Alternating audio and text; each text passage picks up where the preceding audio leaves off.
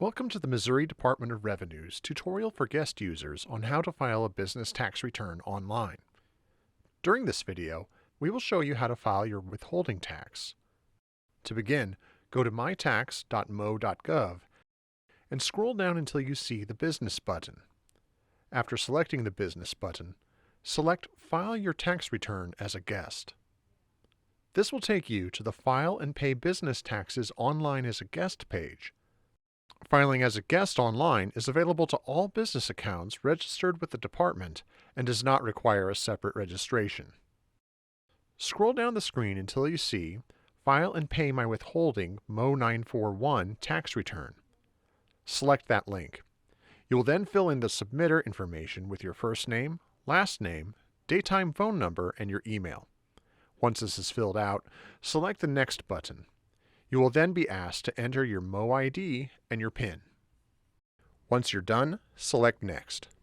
On this screen, you will be asked to enter your return information. Your business name, account type, account ID, and form number will already be filled in for you. You will need to select your form type and filing period. For withholding, you will select Transactional Only. Once you're finished, select Next. On this screen, you will enter in your tax return. There will be two tabs displayed on this screen. The first is the return header, which shows the taxpayer information and the return information. The second tab is the Mo 941 tab. On this tab, enter your employer withholding for this period. The compensation deduction will be calculated for you.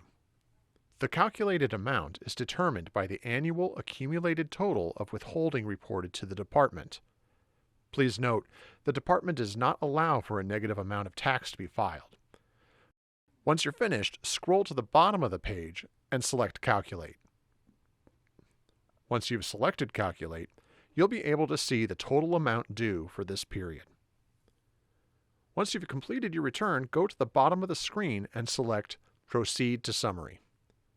This screen will show you a summary of the return you've just filed.